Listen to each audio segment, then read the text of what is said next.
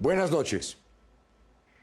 La cadena perpetua es una sentencia que, como su nombre bien lo indica, busca asegurar que un criminal peligroso pase el resto de su vida tras las rejas. En Colombia no existe. Hace unos años se buscó la legalización de la cadena perpetua para pedófilos asesinos, pero la iniciativa no tuvo éxito. Sin embargo, hace poco esta iniciativa fue resucitado cuando la niña Juliana Zamboní fue asesinada. En muchos sentidos, esta tragedia fue la gota que rebosó la copa. Nunca en la historia de Colombia ha habido tantas personas que respalden la cadena perpetua. Opinan que es justa para agresores como Rafael Uribe Noguera, pero otros no están de acuerdo. Ahora el debate está encendido y esta noche Juan Guillermo Mercado nos muestra las dos caras de esta polémica. ¿Castigo ejemplar?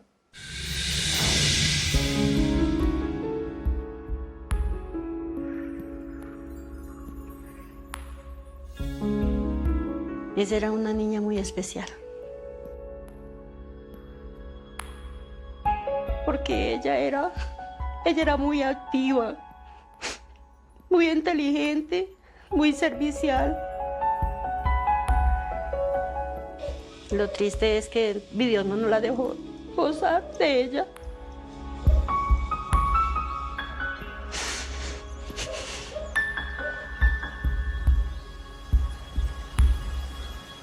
Ni el suave nado de estos patos, ni el ímpetu de su canto hacen que Natividad Vanegas y José Gregorio Huertas olviden por un instante lo que le ocurrió a su hija Jenny Caterine en esta humedad.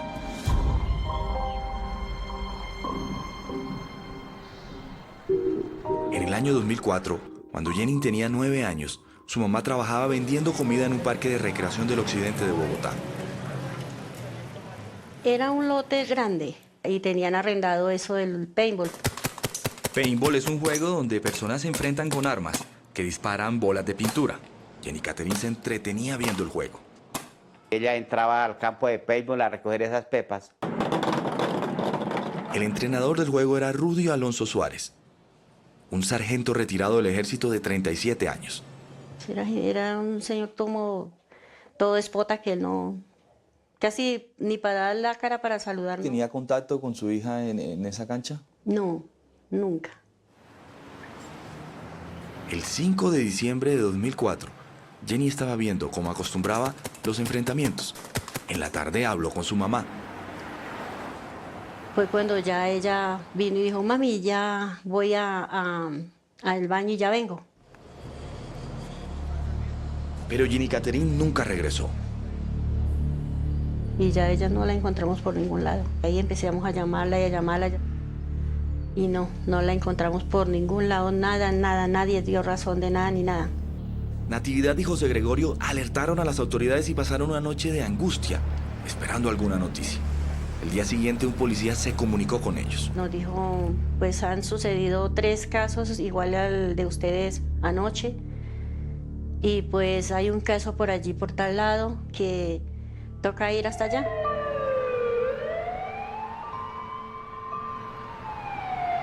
Cuando Natividad y José Gregorio vieron la escena, no dudaron que era su hija. En las aguas del humedal Jaboque, en el occidente de Bogotá, fue encontrado el cuerpo de Jenny Caterine. Tenía signos de tortura, de violencia y de acceso carnal. Lo primero que pensaron los investigadores y los forenses cuando encontraron su cuerpo era que presuntamente el asesino había acabado con su vida precisamente para que su víctima no lo reconociera. Ella luchó mucho por su vida.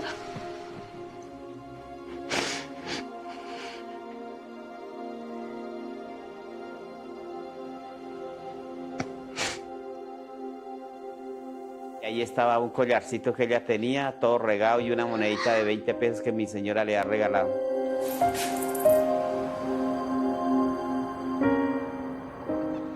La única pista que encontraron las autoridades la entregó un vecino del humedal. Él vio que llevaban algo, una persona alta, llevaba algo colgado aquí del hombro. Llamó a la señora y le dijo, uy, mija, mire, botaron un angelito allí.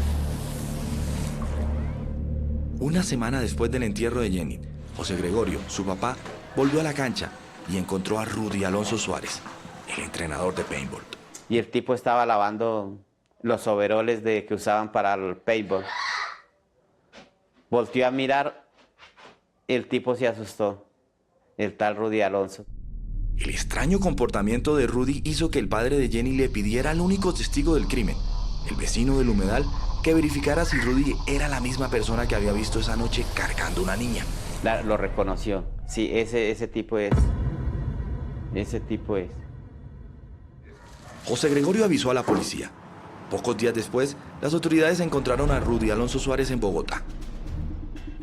Él fue interrogado y la fiscalía ordenó tomarle una prueba de ADN para saber si era compatible con los espermatozoides que Medicina Legal había encontrado en el cuerpo de Jenny Catherine. Después de la prueba, sin que los familiares entendieran por qué, Rudy Alonso fue dejado libre. 2 semanas después, Medicina Legal reveló los resultados de la prueba de ADN. Ahí sí ya compactó el 100% del ADN. Pero ya era tarde. Rudy había salido del país.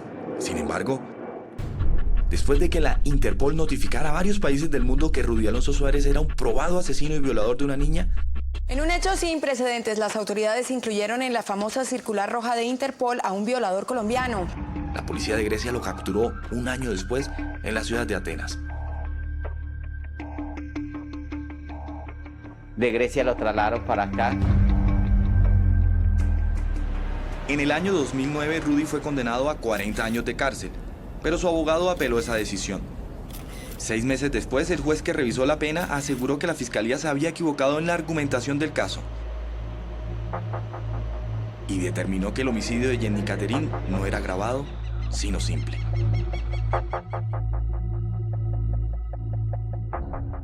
Y el premio que le dieron fue una rebaja de 13 años.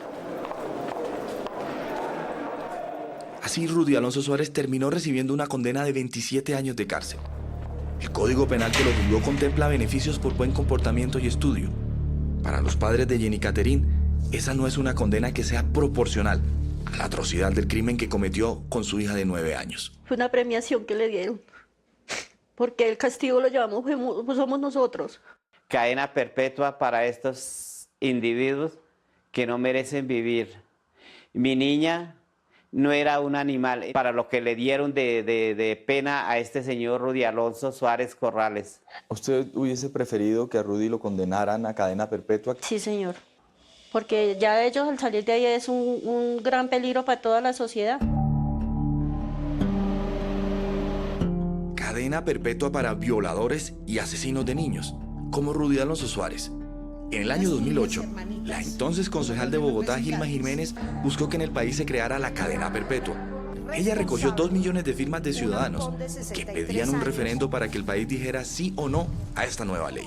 Para que nos permitan a los colombianos tomar libre y democráticamente la decisión si queremos la prisión perpetua para castigar a estos zampones. En 2009, el Congreso aprobó hacer el referendo. Sin embargo, ese mismo año, la Corte Constitucional declaró inconstitucional la iniciativa.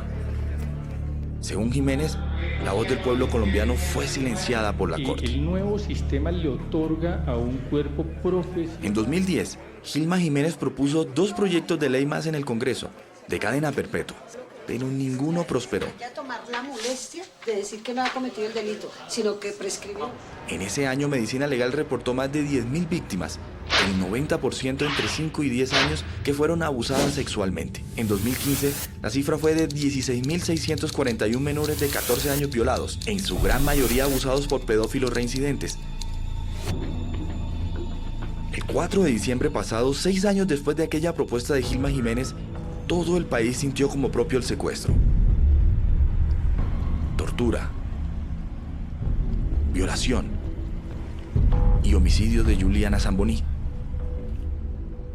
una humilde niña indígena de 7 años, víctima del salvaje ataque del arquitecto Rafael Uribe Noguera.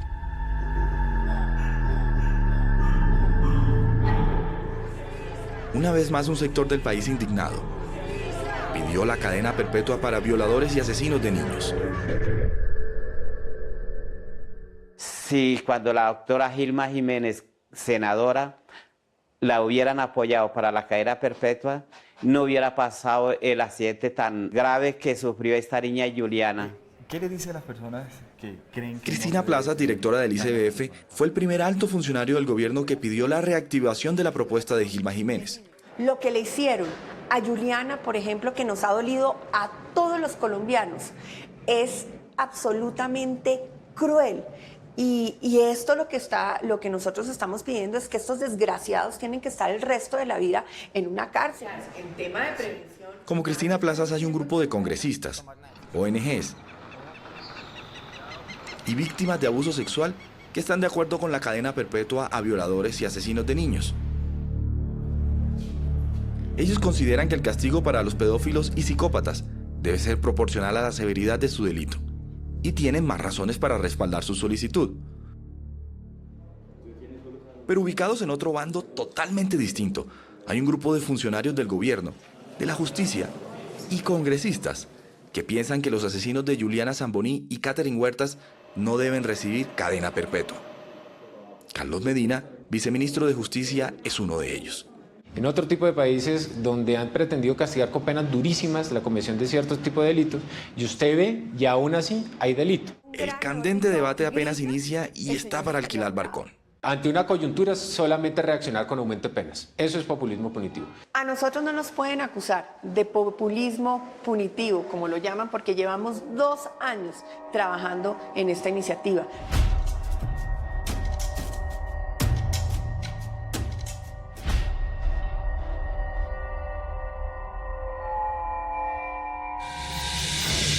Y observando muy de cerca el debate que ustedes verán a continuación, están las familias de los miles de niños abusados y muertos por pedófilos en un país que clama justicia. A partir de este momento, ustedes pueden opinar con el hashtag numeral castigo ejemplar. No se vayan. La metía al baño de la casa de él. ¿Tú crees que estas personas que hacen eso deberían estar mucho tiempo en la cárcel?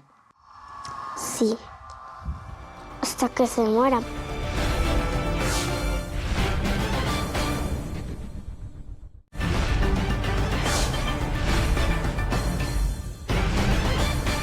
¿Está usted de acuerdo con que un pedófilo asesino deba pasar el resto de su vida en una cárcel? ¿No será suficiente la máxima pena de 60 años que actualmente existe en Colombia? Los argumentos a favor y en contra de esta iniciativa son fuertes y contundentes. En este momento, Joana Salamanca Jiménez y su organización están tratando de recoger 2 millones de firmas para abrir la puerta a un referendo que apoya la cadena perpetua para pedófilos asesinos.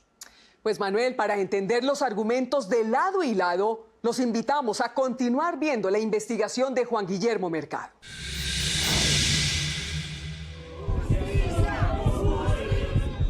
El asesinato de Juliana Zamboní, una niña de 7 años, torturada en Bogotá por Rafael Uribe Noguera, reactivó en Colombia una antigua propuesta: la cadena perpetua para pedófilos y psicópatas. Cristina Plazas, directora del ICBF, es una de las funcionarias del gobierno que pide que se apruebe este castigo. Para nosotros, este es el delito más inhumano, más atroz, más cruel que existe. Violar a un niño o una niña. Y quitarle la posibilidad de vivir a su corta edad. Plazas, al igual que el senador del partido de la U, Jimmy Chamorro, numerosas víctimas de abuso y un grupo de la sociedad civil representado por Joana Salamanca, hija de la desaparecida senadora Gilma Jiménez, creen que esos criminales deben pasar el resto de sus vidas en la cárcel. ¡Lechero, lechero! Quien viole y asesine a un niño se va y se pudre en la cárcel. En otra orilla está quienes aseguran que asesinos de niñas como Juliana Zamboní y Jenny Katherine Huertas no deben ser castigados con cadena perpetua. En ese grupo están el Ministerio de Justicia, la Corte Constitucional y senadores del Polo Democrático y del Partido Verde, entre los que se destaca Antonio Navarro Wolf. Si saben que van a tener que estarse 50 años presos sin poder salir en ninguna condición, eso es suficiente. Para Carlos Medina, viceministro de Justicia, este tipo de abominables crímenes contra niños ya tienen un castigo severo. Es un delito que sí o sí se va a una pena de 60 años. Es una pena que no tiene ninguna clase de beneficio.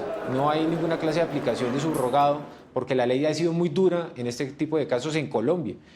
Eso en sí es una cadena perpetua. Para Medina, 60 años de cárcel es proporcional al delito que cometieron estos pedófilos.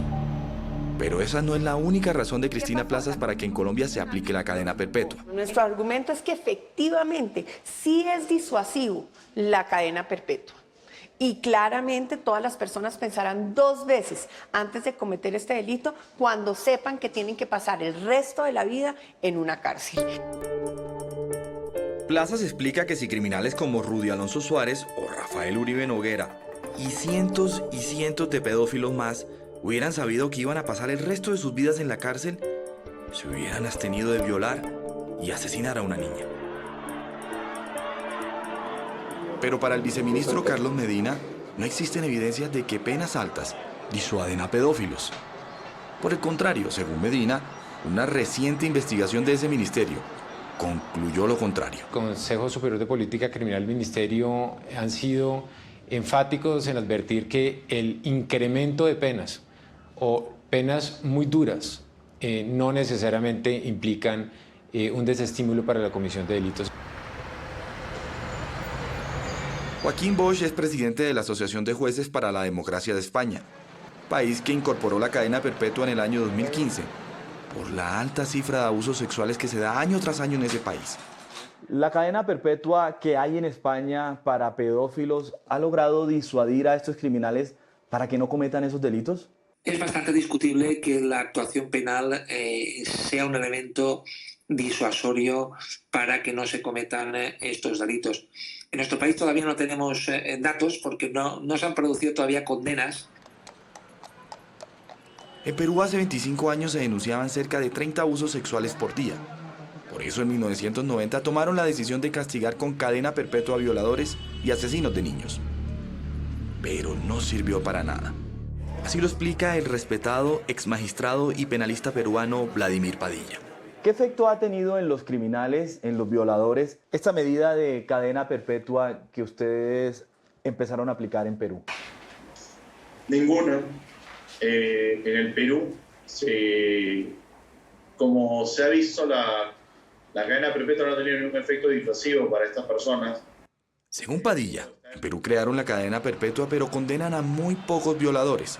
En 2015 fueron solo 72 y en 2016 42, cuando en ese año ocurrieron más de 15.000 casos. Pero se han establecido errores judiciales. Los errores tienen que ver en ese país con la aplicación de la justicia. Una situación muy similar a la de Colombia, donde los pedófilos tienen muchas garantías judiciales. Hay otra razón de quienes apoyan la aplicación de la cadena perpetua: las altas tasas de reincidencia de pedófilos y psicópatas. Ellos no son criminales comunes, actúan por instinto. En Colombia, el psicólogo forense Fulton Franco lleva 26 años estudiando el cerebro de estos criminales. Parece ser que existe una desconexión entre el lóbulo frontal y el núcleo amigdaloide en estas personas que son catalogadas como psicópatas. ¿Qué quiere decir esto? Nuestro lóbulo frontal es el encargado de manejar todos los procesos cognitivos superiores, de manejar nuestro control inhibitorio. Los psicópatas no logran empatizar y no logran comprender las emociones de las demás personas. Según Franco, ellos disfrutan accediendo carnalmente a niños y se emocionan con su muerte. Nunca se satisfacen. Alrededor del mundo, otros psicólogos han dedicado sus vidas a estudiarlos y concluyen que su enfermedad es incurable. Ana Salter es psicóloga clínica de la Universidad de Harvard. Es autora de 7 libros. Ella participó en una reciente investigación de Séptimo Día sobre pedófilos reincidentes. No creo que alguien en el campo vaya a decir que es curable. Se puede controlar y algunos abusadores y agresores son capaces de controlarlo, pero es diferente a decir que es curable. Por el peligro inminente para los menores de edad, varios países condenan a pedófilos a cadena perpetua. Nicolás Carrasco tiene un doctorado en psicología y trabaja en la Corte Penal de Texas, en Estados Unidos.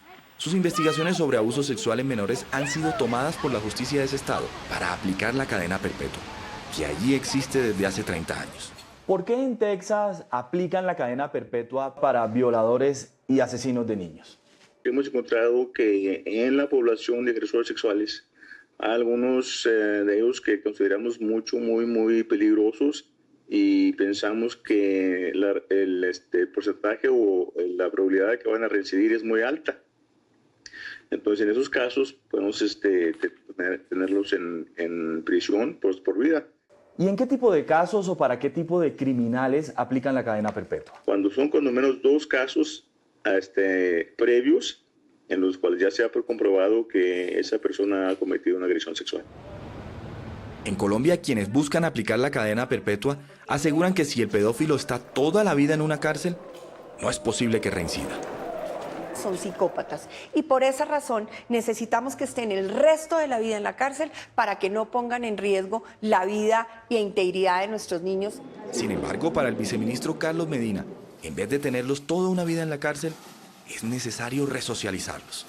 Cuando usted y un Estado pone penas muy duras, una cadena perpetua o incluso una pena de muerte, eso ya es un tema de pura venganza, en la que no hay ningún factor de resocialización, en la que entonces no habrá ninguna opción de recuperar al individuo y en la que el individuo no va a tener ningún estímulo ni de comportarse bien en la cárcel, ni de trabajar, ni de estudiar, pues porque no hay una perspectiva de volver a reincorporarse a la sociedad. Hay evidencias de que en estados como Texas, en Estados Unidos, han logrado resocializar a algunos pedófilos luego de costosos programas y tratamientos que incluyen fármacos que inhiben su apetito sexual. Puede quedarse en la comunidad mientras recibe su tratamiento, pero tiene algunas restricciones. Por ejemplo, tiene la restricción de que no puede, vamos a decir, vivir con un menor de edad, no puede estar en lugares, lo que llamamos zonas de seguridad, lugares para niños, por ejemplo, no debe estar cerca de una escuela, cerca de un parque, no puede ir a lugares donde frecuentan los niños. Así lo hacen también en países como Alemania y Canadá. En Colombia los programas exitosos de resocialización dentro de las cárceles son mínimos. Cuando los pedófilos cumplen su pena y son liberados, no tienen ningún tipo de restricciones efectivas para estar cerca a niños. En Estados Unidos, en las casas de estos criminales, cuando salen y cumplen la pena, sí existe una placa en donde dice que esta persona tuvo un problema de violación. Según el informe Forensis de Medicina Legal, el 85% de abusos y homicidios en el país los cometen pedófilos que viven muy cerca a sus víctimas. En el país, la mayoría de pedófilos salen de la cárcel, en promedio después de 10 o 12 años. 7.000 fueron liberados en los últimos años según el IMPEC. Uno de ellos fue Byron Palacio Fernández, conocido como el monstruo de la Sierrita. Palacio Fernández violó a decenas de niños en Barranquilla y pagó solo 6 años de cárcel por 4 condenas por abuso sexual. En 2007 un juez lo dejó en libertad por buena conducta. Salió a la calle y semanas después violó a un niño de 8 años. La fiscalía lo recapturó. En su audiencia ese año, Byron Palacio le dijo al diario El Heraldo: No sé, es una fuerza interna que me obliga a hacerlo. Yo le pedí a Dios que me diera fuerzas, pero me dieron la libertad y vea lo que está sucediendo. Byron, como muchos pedófilos, reconoció que no pudo controlar su peligroso instinto y reincidió. Meses después, el monstruo de la Sierrita, peligroso violador en serie, fue de nuevo condenado y enviado a una cárcel de Sincelejo. Pero 7 años después, la juez de ejecución de penas de esa ciudad, Lía Denise Escudero Barbosa, le dio el beneficio de la casa por cárcel. Este delincuente, conocido como el monstruo de la Sierrita, se fugó de la casa donde pagaba una condena de 15 años. Un mes después, en Barranquilla, Byron Palacio, según la fiscalía, volvió a abusar de un niño de 10 años.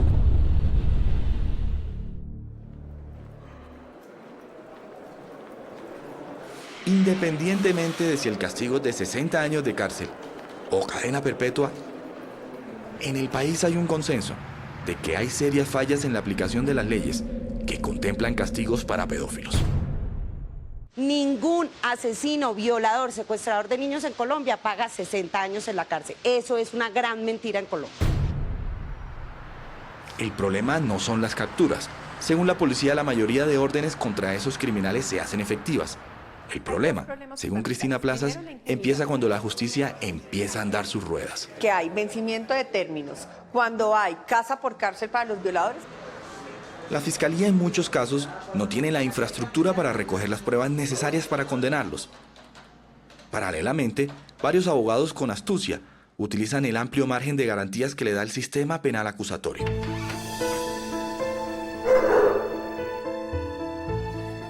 Andrea, como llamaremos a esta niña de 7 años, y su familia saben muy bien de estas artimañas. La mamá de Andrea es Sandra Correa. Según lo que ella nos comenta, fueron actos muy abusivos. La metía al baño de la casa de él, se le subía encima. La pequeña Andrea le dijo a su mamá que el responsable de ese supuesto abuso era Miguel Rodríguez, un vecino de 65 años. Sandra y su familia permitieron que su hija diera este testimonio para que el país entendiera el drama del abuso sexual. Él me empezó a tocar las partes que yo tengo. Y yo le decía no, y él me decía sí. Y yo no quería más, entonces me bajé de la casa de él. Y corrí hasta la salida, hasta que él me jaló de la camiseta. Me hizo así. Y me entró a la casa de él otra vez. Y otra vez me hizo lo mismo. ¿Desde cuándo empezó a pasar eso? Cuando tenía 4 años. Cuando tenía 7 le dije a mi mamá lo que pasaba. Sandra interpuso una denuncia penal por abuso sexual en contra de Miguel. Una psicóloga forense escuchó el testimonio de Paula y le dio credibilidad. Con esa prueba, ordenaron la captura de Miguel en abril de 2016. Apenas la niña supo que Miguel fue capturado, se sintió aliviada. Ella ya no sentía la amenaza cerca. Mi mamá dijo, ya lo metieron a la cárcel y nosotros nos dimos un abrazo. Yo podía ser libre porque ya lo metieron a la cárcel, yo podía jugar con mi hermano fútbol, podía ser libre de todo. El juicio contra Miguel Rodríguez inició en mayo del año pasado en los juzgados de Palo Quemado. Hemos hecho 5 audiencias y él ha aplazado 3 audiencias. La última audiencia, que fue la preparatoria, dijo que él no estaba preparado todavía y me la aplazó 2 veces. En noviembre, 7 meses después, la fiscalía no había imputado cargos en contra de Miguel. Por eso un juez, el 4 de diciembre pasado, dejó libre al denunciado abusador por vencimiento de términos. ¿Cómo es posible que ellos puedan tener estos beneficios? Sabiendo la justicia que ellos mismos ponen unos vencimientos de términos. ¿Por qué ellos tienen los beneficios más que nosotros las víctimas? Ahora Andrea tiene miedo de salir de su casa. ¿Tú crees que estas personas que hacen eso deberían estar mucho tiempo en la cárcel? Sí, hasta que se mueran. Según Cristina Plazas, estas garantías hacen que pedófilos paguen penas bajas, como ocurrió con Rudy Alonso Suárez.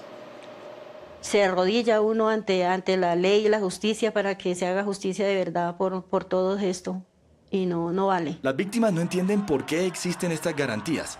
Si hay una ley que entró en vigencia en el año 2011 y es clara en afirmar que nadie que atente contra un niño tendrá algún beneficio judicial.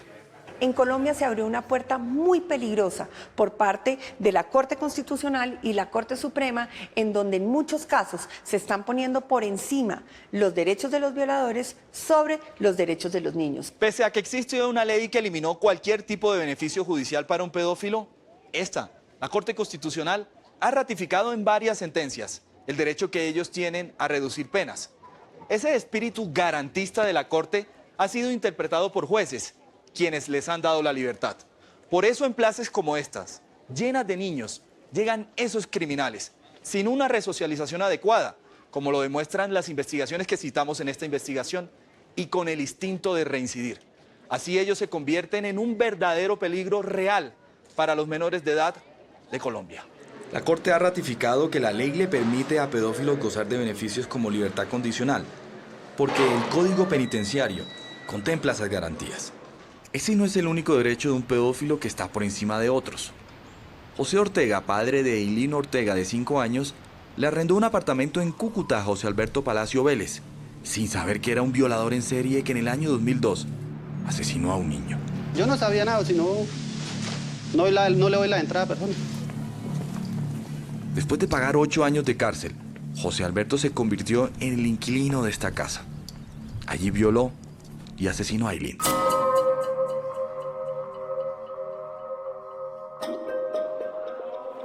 José Alberto fue entrevistado por Séptimo Día en octubre del año 2014. Yo no me di de cuenta si de pronto ella pataleó, ella gritaba o qué tal, no. Como la tendencia en el país era que estos pedófilos salían en poco tiempo de las cárceles, sin una resocialización adecuada, y para alertar a las personas de su peligrosidad, por propuesta de Gilma Jiménez, el Consejo de Bogotá instauró en esta ciudad los muros de la infamia en el año 2006. Sin embargo, 3 meses después, la Corte Constitucional obligó a desmontarlas, al considerar que era una medida degradante que atentaba contra el derecho a la intimidad y el buen nombre de estos criminales. Para las víctimas de abuso sexual, la Corte primó este derecho por encima del que tenían los padres de saber en realidad quién era esa persona, como ocurrió en el caso de Eileen. ¿Los padres tienen derecho a saber si hay un violador cerca? Oh, claro que sí, porque a él le hacen mucho daño. Otra iniciativa en la que prevalecieron los derechos de los pedófilos por encima del de los niños se dio en el año 2003, cuando la Corte Suprema de Justicia ratificó el derecho al olvido. Con el fin de buscar su resocialización, la ley le permitió a pedófilos borrar sus antecedentes para conseguir empleos. Sin embargo, el año pasado, Séptimo Día encontró la historia de Luis Alfonso Cano, un pedófilo que después de pagar su condena, buscó un lugar lleno de niños para trabajar en este colegio de Honda, Tolima. En su solicitud para el empleo como rector del colegio, Cano omitió sus antecedentes judiciales y como él tenía el derecho al olvido, las directivas del colegio no podían estigmatizarlo porque ya había cumplido su condena. Un profesor del colegio detectó los antecedentes de Luis Alfonso Cano y le advirtió a los padres que él era un pedófilo. Después de la denuncia de los padres en mayo de 2016 en Séptimo Día, hace poco la Corte Constitucional le ordenó al Congreso que expidiera una ley para que pedófilos no tuvieran el derecho al olvido. Pero independientemente de qué argumento sea más fuerte, hay una razón por la cual muchos pedófilos salen libres y no resocializados.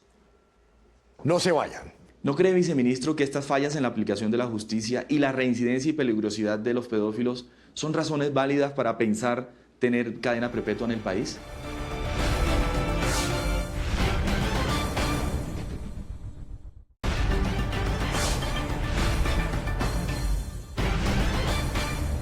En el caso del asesinato de la pequeña Juliana Zamboní, las ruedas de la justicia están andando de forma ejemplar. El fiscal general lo exige. Además, cuando los medios destacan un crimen, la justicia suele funcionar mejor. Pero aún sin estas influencias, la justicia debe funcionar para todos los colombianos. Algo importante que los expertos señalan es que hay mucha impunidad, no tanto porque hace falta una nueva ley, sino porque con alarmante frecuencia la aplicación de las leyes existentes es muy deficiente. Por eso surge la pregunta, ¿será que realmente hace falta una nueva ley o será que la solución está en la efectiva aplicación de las leyes que ya tenemos? Así concluye esta investigación de Juan Guillermo Mercado.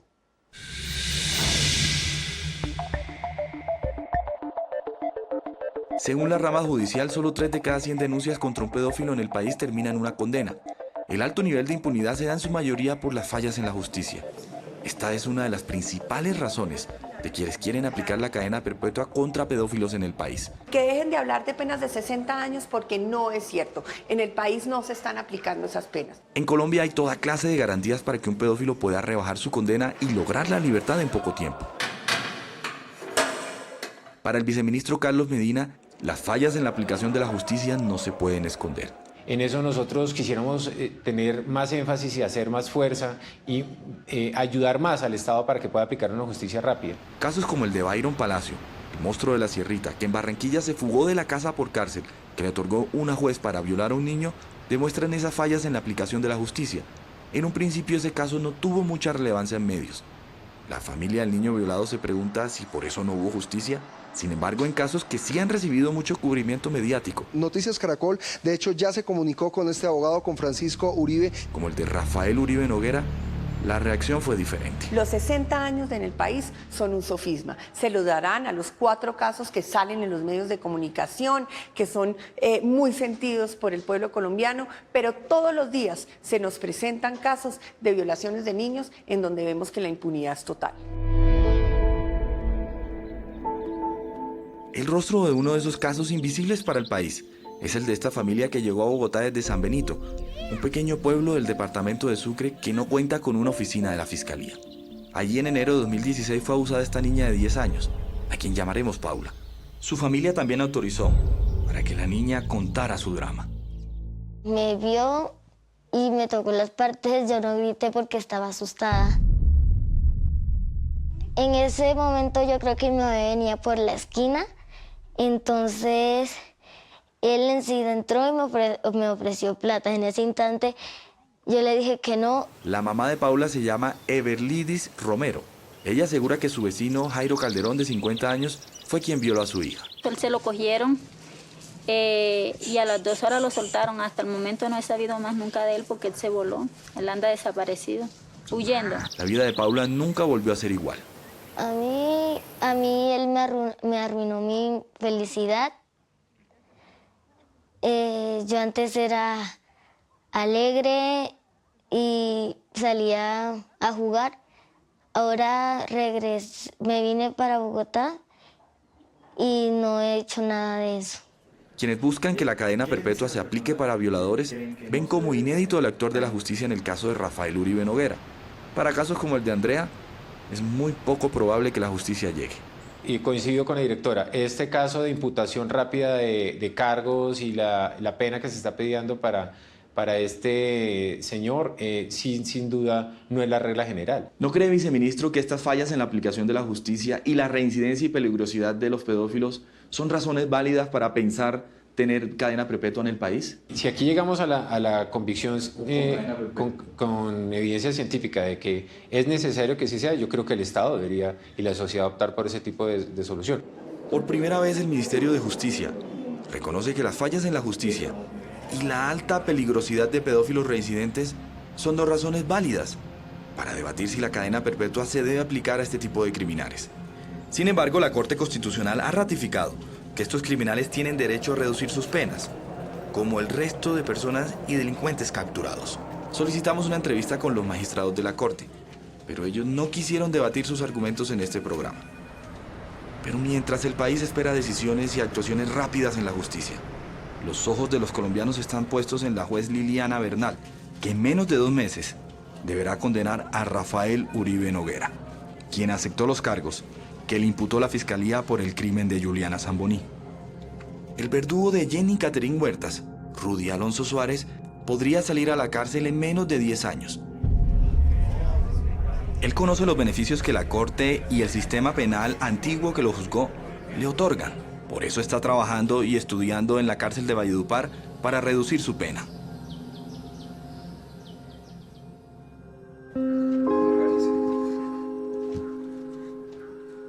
Para los padres de Jenny, en diciembre pasado no hubo Navidad. La felicidad de ella era el pesebre, el arbolito, ella era la que sacaba las cosas y ponía a armar todo, era ella. Entonces yo todo eso lo hago, tuve el recuerdo de ella y yo creo que voy a morir y se vivió la licencia de siempre tenerle a ella su pesebre. Más allá del camino que el país escoja para castigar a este tipo de criminales, Natividad, al igual que cientos de víctimas de abusadores sexuales en todo el país, no quieren que otros padres vivan el mismo dolor de ver que los asesinos de sus hijos no tuvieron un castigo ejemplar.